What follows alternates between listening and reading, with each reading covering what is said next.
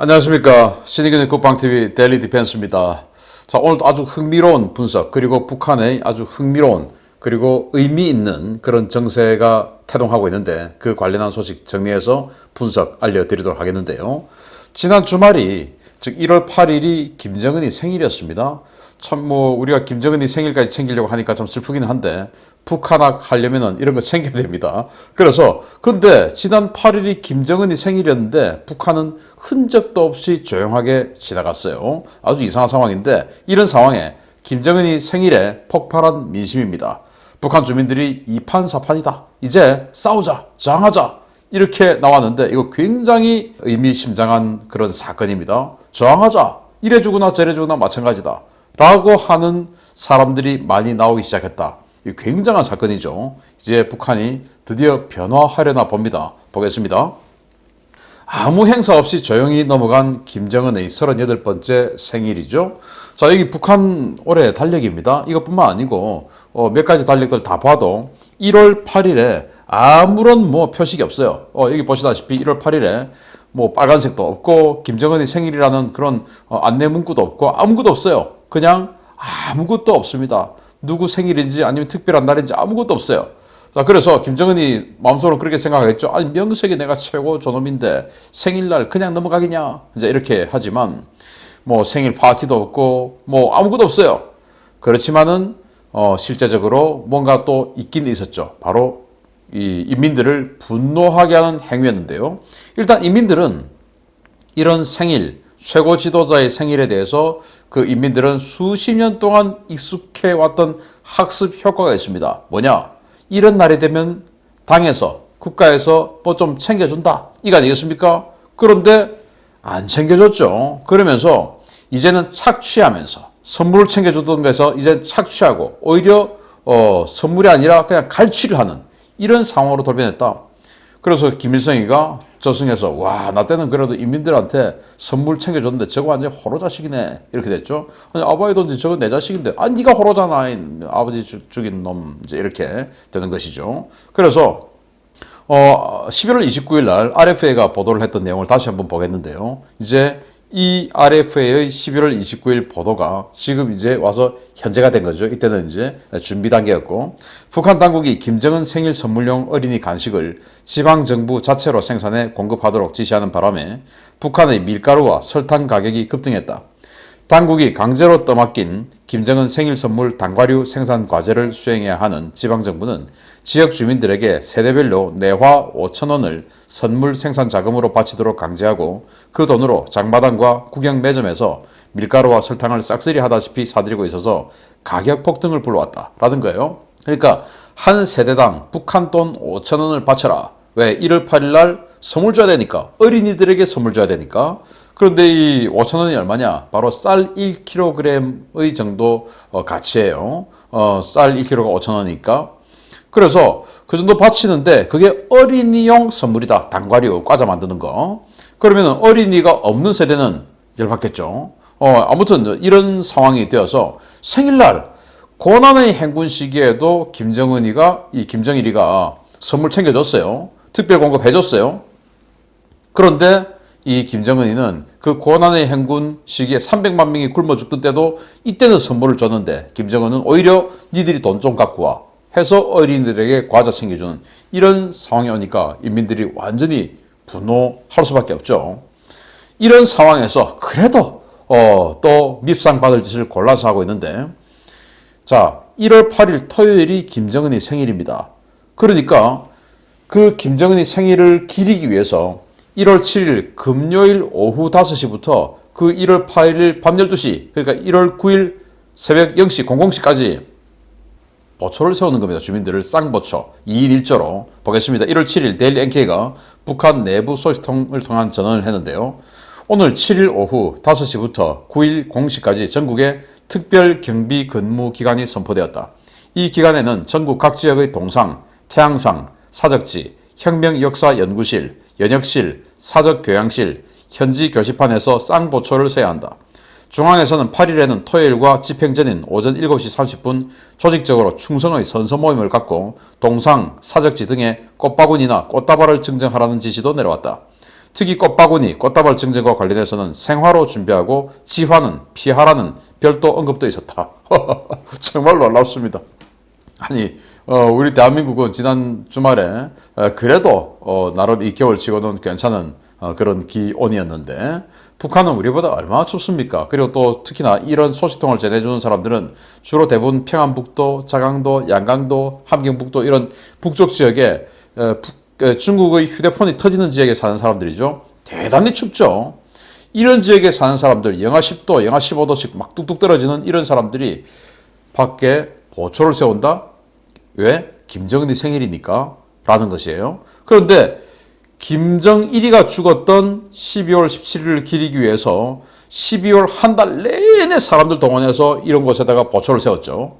그런데 이제 좀 살만하니까 다시 또 불러 해서 왜? 김정은이 생일이래. 보초서. 라고 하면 이게 기분이 좋겠습니까? 이 추운데.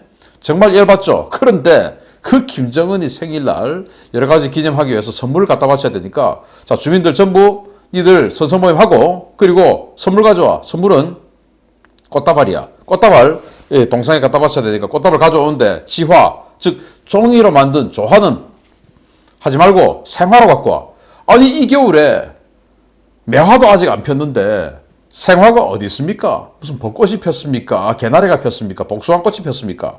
아무것도 없는데 지금 어디서 생화를 구해옵니까? 아니 뭐 네덜란드에서 지금 뭐 꽃이라도 수입해옵니까? 기가 찬 북한이죠 지금. 그래서 생화로 준비하라. 야, 생화가 있기는 있는가 모르겠습니다. 이러니 주민들이 인민들이 완전히 열받는데 이건 뭐냐? 전적으로 김정은을 욕보이기 위한 정책. 그러니까 인민들의 민심으로부터 김정은에게 완전히 분노하게 하기 위한 이런 정책을 일부러 펴는 것이다 라고 저는 보는 것입니다. 왜? 실제로 권력 가진 놈들이 지들이 전면에 나서려고 하니까 아직도 김일성, 김정일의 잔재 때문에 뭔가 자신들이 백두혈통을 제치고 전면에 나서는 게 부담스러우니까 빨리 앞으로 나서고 싶은데 이 백두혈통, 김일성, 김정일의 그림자가 아직도 크다. 이걸 지워야 되는데 지우려면 뭐냐? 김일성, 김정일을 직접 지우기는 곤란하고 김정은 이놈을 완전히 그냥 쓰레기로 만들어버리는 수밖에 없다. 해서 계속 이런 식으로 열받게 만드는 것입니다. 자, 그러면서 또 열받게 하죠. 자, 고난의 행군 때보다 더 힘든 시기에 모든 책임은 김정은이에게다 라고 하는 것이죠. 김정은이가 공식적인 최고 지도자가 되기 전에 뭔가 자기의 능력을 한번 보여주기 위해서 박남기 재정상을 시켜서 화폐개혁을 단행했죠. 화폐개혁으로 인해서 북한 인민들이 뭐 장롱 속에 있던 돈 다 털리게 됐으니까 얼마나 열받았습니까? 민심이 분노에 치를 떨었죠. 그러니까 그 모든 책임을 박남기에게 돌리고 박남기를 사형시켜버렸지 않습니까? 그런데 그건 책임이라도 지울 수 있었죠. 왜? 자기가 뒤에 숨어 있었으니까. 그런데 지금 이어지는 지금 현재 있는 모든 이런 정책 실패들 그거 전부 다 김정은이가 했다라고 계속 까발리고 있는 겁니다. 그러면 누구에게 책임을 지우고 대신 채용도 못해요. 자기가 책임져야 되죠. 결국은 프랑스 혁명처럼. 자, 조선중앙통신이 특집 인민사랑으로 이어진 한 해라고 하는 특집 프로를 방영했어요. 여기에 이렇게 나옵니다. 2021년은 의연히 무수한 시련과 난관이 도전해온 한 해였지만 자랑찬 승리의 한 해였다. 인민 앞에 하신 그 맹약을 지키시려 우리의 총비서동지께서는 수많은 당 회의들을 진행하셨고 가장 적절한 대책들을 제때 세워주시며 올해의 전투를 승리로 이끌어 오셨다. 모든 분야에서의 성과와 승리는 총비서동지의 인민사랑의 덕이다 라고 하면서 자, 수많은 회의들을 조직해서 진행했다 라고 김정은이가 직접 그 조직 진행했고 그러면서 가장 적절한 대책들을 제때 세워줬다. 그러니까 지금 진행되고 있는 이런 제도들, 이런 정책들, 이런 뭐 지령들, 이런 포치들 전부 김정은이가 다 한 거야. 왜? 가장 적절한 대책들을 제때 이렇게 해줬으니까 그게 다 지금 여러분들이 겪고 있는 뭐 오줌 받아와라, 퇴비 500kg 만들어라 이런 거 전부 김정은이가 다 한 거야. 그러면서 지금 작년에 너무너무 살기 힘들었지. 그거 전부 다 말이야.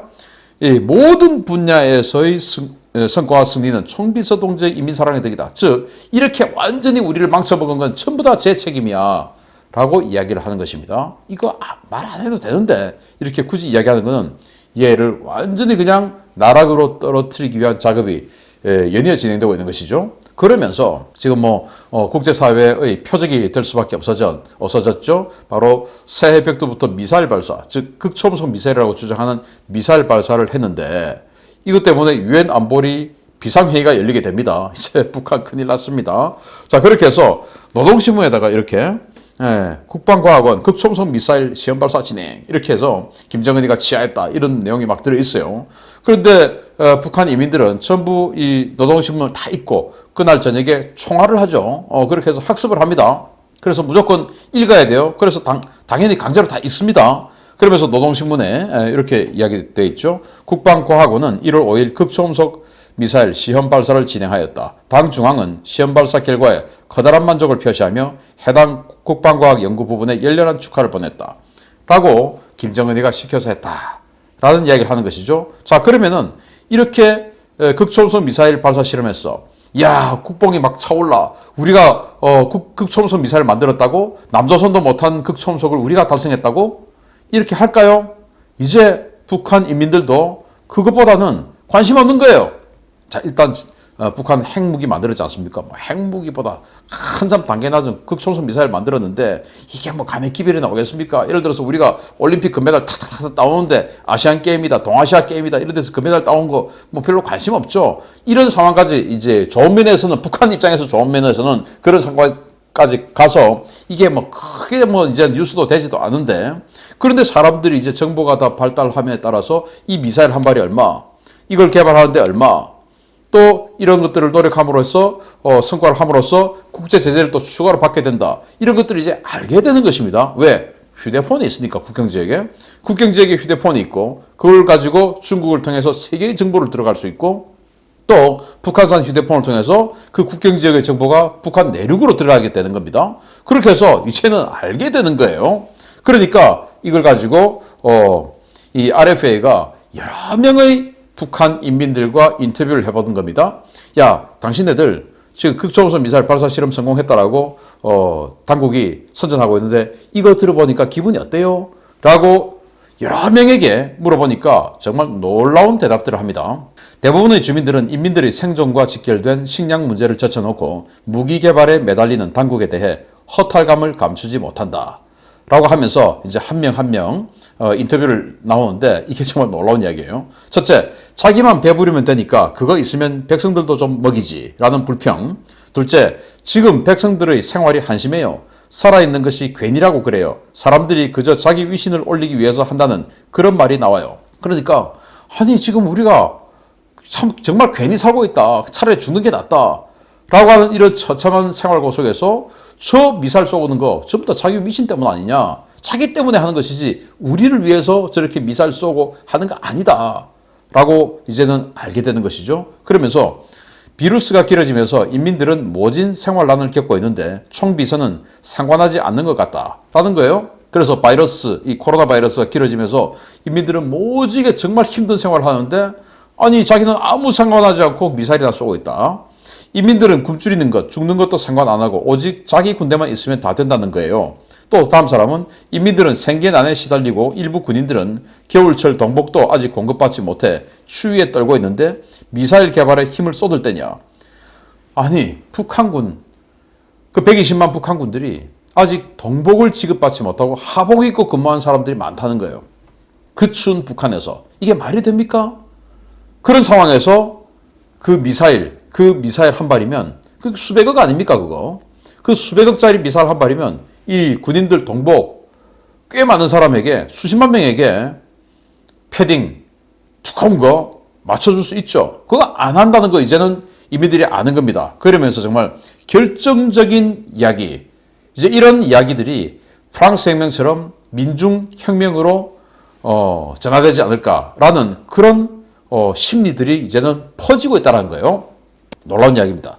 지금 백성들은 이래도 죽고 저래도 굶주릴 바에는 싸움을 하자 그런 마음이에요. 위에서 경제를 몽땅 국방에만 돌리고 있지 않아요? 백성들은 아예 상관없고 그래서 이래도 죽고 저래도 죽을 바에야 차라리 싸움을 하자는 거다. 그래서 자기 혼자만의 생각이 아니고 여러 명이 이런 말을 한다는 겁니다. 어차피 굶어 죽을 건데 한판 붙자, 뒤집어 엎자, 갈아 엎어버리자. 아니 지금 우리는 굶어 죽고 있는데 몽땅 돈을 갖다 국방에만 돌리고 이 말이 되냐? 엎어버리자. 이런 이야기들을 백성들, 즉 인민들이 한다라는 겁니다. 놀라운 그런 변화가 북한에 태동한 겁니다. 이제 이런 거에 정말 트리거만 탁 당겨주면 불씨처럼 들불처럼 일어나서 북한을 확 집어삼키지 않을까라는 기대를 해봅니다. 이거 놀라운 변화예요. 자, 이런 상황에서 김정은과 함께 세트로 찍히고 있는 또 하나의 희생양은 누구냐? 김덕훈 이상합니다. 자, 2021년 6월 7일 불과 지금으로부터 딱 6개월 전인데 그 6개월 전에 이렇게 조영원의 앞에서 부동자세로 서 있던 내각 총리 김덕훈이 공식 서열상으로는 랭킹 5위 정도 되죠. 이 내각 총리 김덕훈이가 갑자기 2022년 들어와서 6개월 후에 이런 식으로 아주 거만하게 다니고 있습니다. 1월 2일 날 황해도 제철연합기업소 현지 지도 딱 가가지고 가죽 코트 입고 아주 이 고급스러운 이런 모피 모자 쓰고 뒷짐을 지고 옆에는 열심히 받아 적고 있는 수행원들이 잔뜩 있고 이렇게 해서 이걸 노동신문에다 딱 대문짝처럼 김덕훈 총리께서 지도를 하시었다. 이렇게 광고를 또 합니다. 또 4일 후에 또 이 가죽 자켓 코트를 입고 또 농업 경공업 부분 현지 지도를 또 합니다. 또 다른 모자를 썼어요. 이렇게 하면서 가죽 장갑 딱 끼고 쫙 이야기합니다. 이야, 이 가죽 코트는 말이죠. 북한에서 최고 권력의 상징이죠. 김정은이만 입었어요. 그래서 제가 사진 저희 사무실에서 우리 연구원들이 다 분석했어요. 도대체 누가 가죽 코트를 입었을까? 조영원이가 한 번 입고 나왔습니다. 그리고 김여정이가 한 번 입고 나왔습니다. 그런데 김덕훈이가 그냥 일주일 사이에 2번이나 입고 이렇게 나와서 노동신문을 장식하네요. 이거 굉장히 큰 변화죠. 그래서 정말로 김덕훈을 비롯한 이 당파가 권력을 잡았을까? 아니면은 아예 김덕훈을 이 김정은과 함께 세트로 날려버리기 위한 작업 중의 하나일까? 현재로서는 알 길이 없죠. 어쨌든 김덕훈이가 이런 옷을 입고 이런 가죽 장갑을 끼고 뒷짐을 지고 옆에 받아 적는 사람들 잔뜩 있는 이런 사진을 공개를 한다. 이건 김정은의 위상이 완전히 바닥을 치고 있다. 라고 해석할 수도 있고 김덕훈이 너도 곧 큰일 나겠구나. 라고 해석할 수도 있죠. 자, 이래서 당과 군의 치열한 권력 투쟁이 벌어지고 있는 것으로 보이는 북한. 자, 그러면은 민심을 잡는 자가 이기겠죠. 이건 정상적인 국가에서는 민심을 잡는 자가 이깁니다. 그런데 북한은 중심을 잡는 자가 또 이길 가능성이 높습니다. 바로 중국의 마음이죠. 그래서 도대체 당이냐, 군이냐, 누가 민심 또는 누가 중심을 잡을 것이냐 라는 것인데요. 그런데 어느 한쪽이 밀린다. 지금 이대로 가다가 우리 다 죽겠다 라는 생각이 들면 그냥 이런 상황 나는 것이죠. 내전, 그리고 약간 밀리는데 이대로 가다가는 우린 다 죽겠다 라고 하는데 내가 무력이 있어. 그러면은 이렇게 탱크를 몰고 노동당사로 들어가 버리는 것이죠. 이건 수많은 역사와 수많은 사례가 증명해 왔습니다.